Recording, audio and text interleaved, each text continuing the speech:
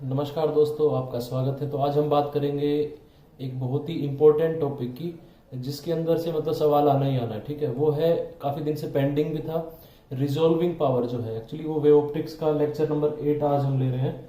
Sorry, lecture number 9 है today lecture number 9, resolving power. Very very important topic.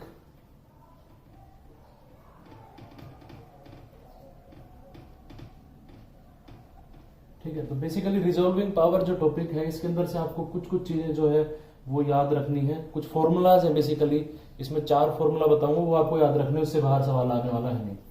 ठीक है, तो रिजॉल्विंग पावर पहले थोड़ा सा समझ लेते हैं क्या होता है। देखो, कोई भी इंस्ट्रूमेंट होता है, उसकी एक लिमिट होती है। ठीक है, उसको बोलते हैं हम रिजॉल्विंग कैपेसिटी उसकी। तो रिजॉल्विंग पावर मतलब ये है कि जैसे मैंने एटीसी टावर में बैठा हूं। ठीक है, ये एटीसी टावर है। ठीक है, ये एटीसी टावर है और यहाँ पे क्या है, कोई ये रनवे है। ठीक है, या फिर ये मान के चलिए ग्राउंड है पूरा। यहाँ पे एक एयरक्राफ्ट खड़ा हुआ है। ठीक है, ये एक एयरक्राफ्ट है, मान लो इसके टायर है। ठीक है, दूसरा एयरक्राफ्ट कोई इधर खड़ा हुआ है। ठीक है, अब जो ये एयरक्राफ्ट है, इसके पास क्या है कि 3 आदमी खड़े हुए हैं। ठीक है, इस तरह से 1 2 3। ठीक है, बहुत ही वो है। अब क्या है कि मैं जब एटीसी टावर से देखता हूँ तो मुझे एयरक्राफ्ट तो वहां से अच्छे से दिखते हैं, लेकिन मुझे ये 3 आदमी जो है वो नहीं दिखते।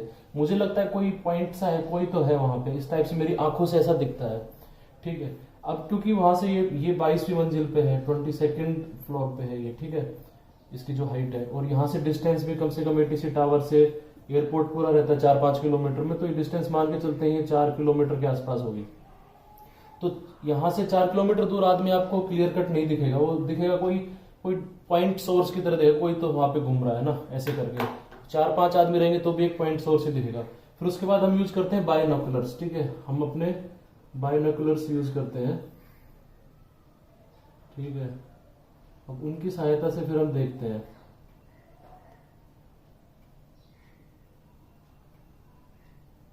ठीक है, ये बाइनोकुलर्स यूज करके इनकी सहायता से, इसको दूरबीन बोलते हैं हिंदी में, इनकी सहायता से देखते हैं कि यहाँ पे कौन कौन है। तो इससे पता चलता है कि अच्छा, यहाँ पे मतलब कि 3 आदमी हैं। ठीक है, अब क्या होगा कि मेरे पास कोई दूसरी बाइनोकुलर में लेके आता हूँ, जिसकी मतलब कि जो अपने गांव के मेले में मिलती है ना, वो वाली लेके आया मैं। ठीक है, उससे देखने की कोशिश कर रहा हूँ। ठीक है, उससे मैं देख रहा हूँ कि मुझे इतना पता चल रहा है कि थोड़ा सा कि हाँ, कुछ पहले लग रहा था कुछ तो है वहां पे। इसको लगाने के बाद मुझे पता चल रहा है कि आदमी है शायद कोई, मतलब इतना पता चल रहा है कि हाँ आदमी है, लेकिन 3 है 4 है 5 ऐसा नहीं पता चल रहा उसमें। ठीक है, उसके बाद मैंने इससे यूज किया अच्छी क्वालिटी वाली से, तो इससे पता चला कि हाँ 3 आदमी खड़े हुए वहां पे। तो एक्चुअली ये रिजॉल्विंग पावर ही है इसकी। इस इंस्ट्रूमेंट की रिजॉल्विंग पावर क्या होगी कि ये बता सकता है कि यहाँ पे कौन, मतलब आदमी खड़ा हुआ है क्या है, ये बता सकता है कितने आदमी हैं। मेरी आंखें जो है, उनका जो लेंस है, उनकी रिजॉल्विंग पावर क्या है वो बता सकते हैं कि जमीन पे एयरक्राफ्ट खड़े हुए हैं, ये टैक्सी कर रहा है एयरक्राफ्ट, यहाँ पे ये एयरक्राफ्ट कोई होगा इधर ही, वो तो पुश बैक कर रहा है। लेकिन यहाँ पे आदमी खड़े हैं, इसके बारे में कुछ आइडिया नहीं है, बस इतना दिख रहा है कुछ पॉइंट सोर्स टाइप का कुछ है वहां पे। ठीक है, तो ये होती है रिजॉल्विंग पावर। अब बेसिकली इसमें बहुत ज्यादा थ्योरी करने की कोई जरूरत नहीं है, अपन डायरेक्टली मतलब इस पे देखते हैं कि किस तरह की इसमें कौन कौन। I will see the resolving power of transmission grating. इस पे सवाल आया हुआ है आपके एग्जाम के अंदर। ठीक है, बेसिकली ग्रेटिंग क्या होता है, मैंने, यदि आपने फ्राउनहोफर्स डिफ्रैक्शन पैटर्न पढ़ा होगा, मैंने बोला था आपको पढ़ने के लिए, तो आपको आता होगा, नहीं तो नहीं आता होगा। बेसिकली फ्राउनहोफर डिफ्रैक्शन में क्या होता है कि एक स्लिट होती है, सिंगल स्लिट, उसकी वजह से यहाँ पे डिफ्रैक्शन होता है, और यहाँ पे कुछ अपने इस तरह से पैटर्न्स बनते हैं। ठीक है, लेकिन बेसिकली इधर होता क्या है, यदि हम यहाँ पे एक स्लिट के बजाय काफी स्लिट्स यूज कर ले ना, एक ये स्लिट हो गई, 1 2 3 4, मतलब कि काफी स्लिट्स यदि यूज करते हैं तो ये सारा कॉम्बिनेशन मिलके इसको बोलते हैं क्या, ग्रेटिंग। ठीक है, ये हो गया। अब बात करते हैं कि इसमें रिजोल्यूशन पावर की जरूरत कहां पड़ गई है ना। तो देखो अब क्या होगा ना कि जब हम इस पे, ये स्लिट है, ठीक है, इसकी वजह से कोई मान लो वेवलेंथ आई है ना हमारे पास, लैम्डा आई, उसकी वजह से यहाँ पे कुछ मैक्सिमा बनेगा, फिर उसके बाद में इधर की तरफ कुछ बनेगा, फिर यहाँ पे कुछ बनेगा। ठीक है, इस तरह से। ऐसी जब मैंने एक दूसरी वेवलेंथ भेजी, लैम्डा प्लस डी लैम्डा, मतलब थोड़ी सी उससे ज्यादा, लगभग उसके बराबर, उससे थोड़ी सी ज्यादा वेवलेंथ भेजी, तो उस पर क्या होगा कि यहाँ पे मैक्सिमा ना बन के थोड़ा सा, क्योंकि वेवलेंथ में चेंज है उसकी वजह से थोड़ा सा पैटर्न के अंदर आपका चेंज आ सकता है। ठीक है, तो इस तरह से मतलब कि थोड़ा चेंज आएगा। अब इन्होंने यही बोला है कि जब हम दो वेवलेंथ जो होती है उनको हम डिफ्रेंशिएट कर सके, तो उसके लिए इन्होंने बोला है कि उन वो रिजोल्विंग पावर होती है ट्रांसमिशन ग्रेटिंग की, तो उसका एक फॉर्मूला होता है। आपको कुछ याद नहीं रखना है, ये सारा चित्र वगैरह कुछ कोई मतलब नहीं है, आपको फॉर्मूला याद रखना है। रिजोल्विंग पावर को शॉर्ट में मैं आरपी लिख रहा हूं। ये हमारा क्रिकेटर भी था एक, रुद्र प्रताप सिंह। ठीक है, आरपी इज इक्वल टू क्या हो जाएगा, लैम्डा बाय डी लैम्डा। ठीक है, आपको ये फॉर्मूला याद रखना है, लैम्डा बाय डी लैम्डा, ये होता है रिजोल्विंग पावर। अब ट्रांसमिशन रेटिंग का कितना होता है लैम्डा बाय डी लैम्डा, वो इज इक्वल टू होता है एन इंटू कैपिटल एन। ठीक है, ये आपका फॉर्मूला हो गया। ठीक है, ये फॉर्मूला आपको याद रखना है basically, lambda by d lambda is equal to n into lambda, जहां पे एन क्या होगा, where n is equal to आपका ऑर्डर होगा।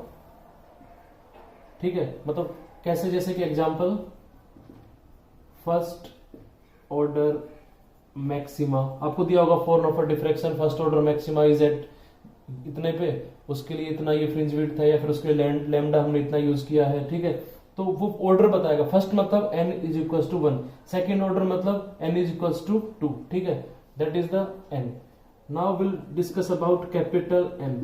कैपिटल N जो है आपका, कैपिटल N जो होता है उसको हम बोलते हैं number of lines of greetings.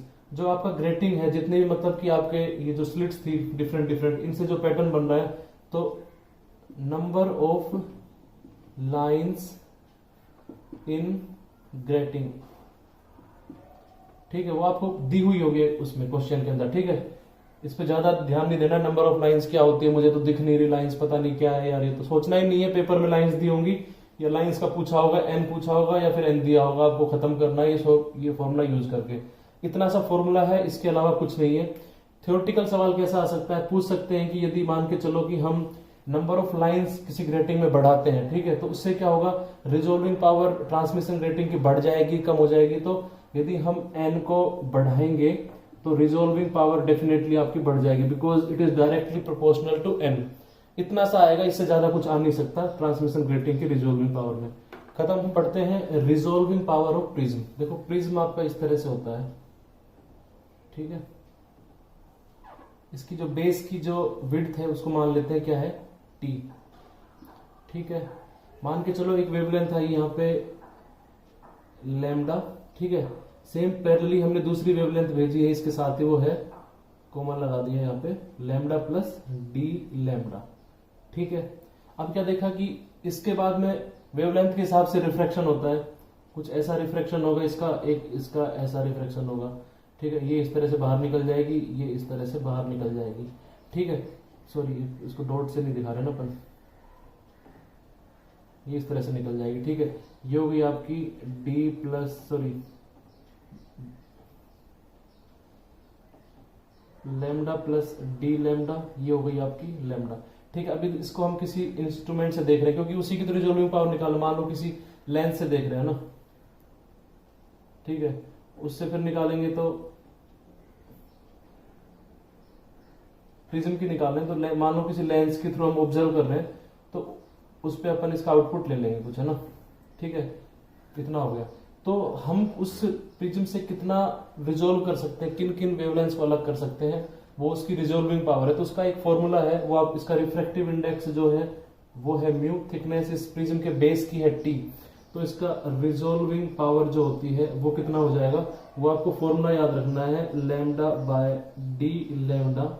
ठीक है, ये तो आधारभूत फॉर्मूला है हमारा, is equal to t into d mu by d lambda. ठीक है, समझ में आया ये फॉर्मूला। इसमें क्या किया है भाई, ये फॉर्मूला याद करे बिना तो काम चलने वाला है नहीं। एक पिछला फॉर्मूला बताया था, ये है नंबर सेकंड फॉर्मूला, इसको याद रखना है आपको ना। ठीक है, यदि प्रिज्म के सवाल आएंगे तो इसी से आएंगे। इसमें देखो ये चीज समझने की है, जो यहाँ पे है ना d mu by d lambda. ठीक है, इसको क्या बोलते हैं, rate of change of refractive index. Rate of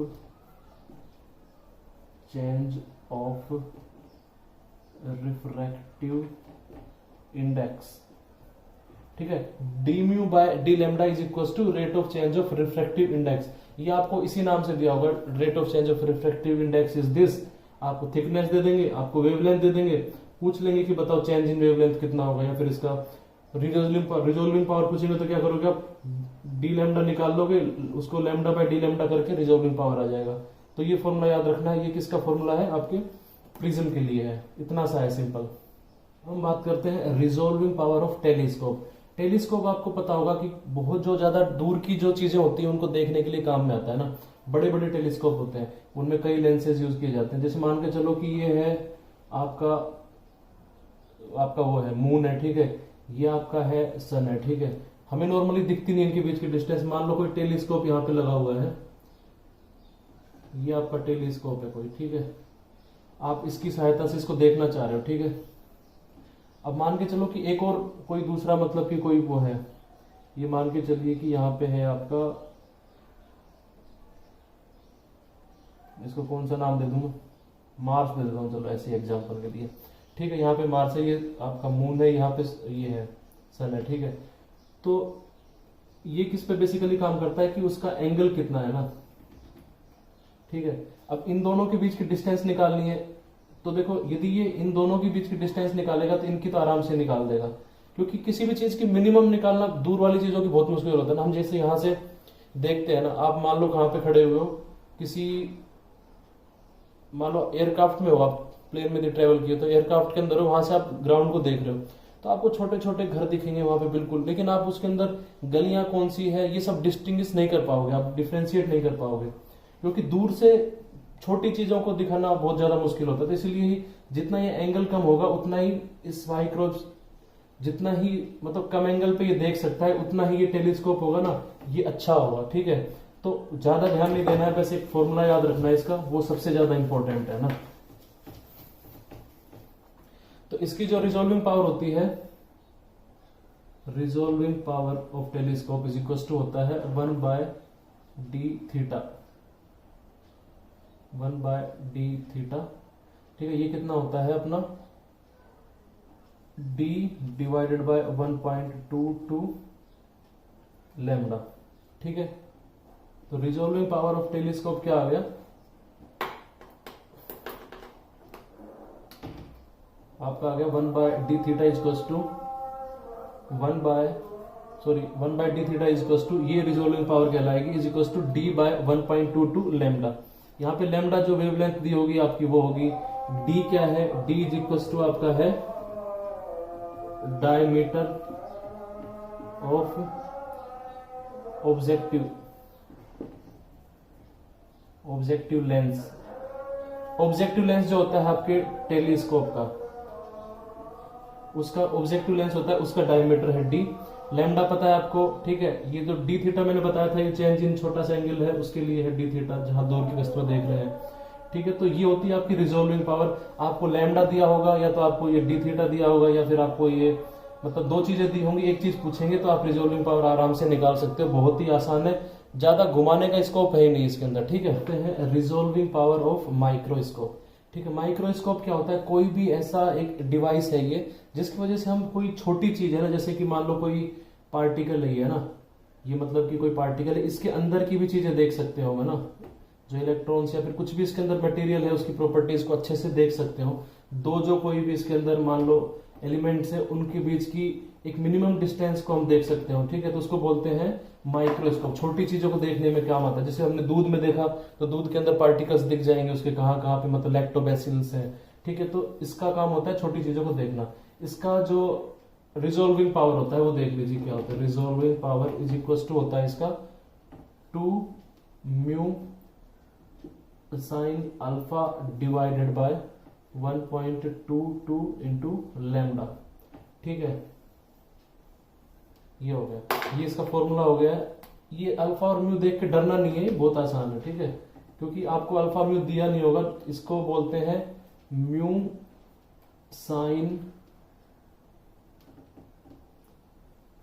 sine alpha ठीक है। म्यू साइन अल्फा जो होता है इसको क्या बोलते हैं हम, म्यू साइन अल्फा को बोलते हैं न्यूमेरिकल अपर्टस ऑफ माइक्रोस्कोप।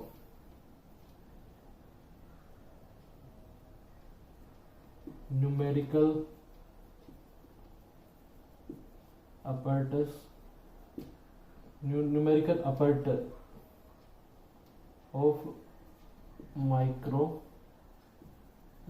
ठीक है, तो म्यू साइन अल्फा की जगह आपको इस नाम से कुछ दिया होगा कि numerical aperture of the microscope is given is equal to 5.33, इस टाइप से कुछ दिया होगा। आपको 2 पता है, आपको ये पता है वैल्यू, आपको लैम्डा दिया होगा, आप रिजोल्विंग पावर निकाल सकते हैं। और ये किसके बराबर होती है, 1/d। ठीक है, इसको यहां भी लिख देता हूं, is equal to 1/d is equal to होता है ये। ठीक है, ये इसका फॉर्मूला हो गया आपको। ठीक है, अब इसमें d क्या है ये याद रखना, d जो है ये होता है स्मॉलेस्ट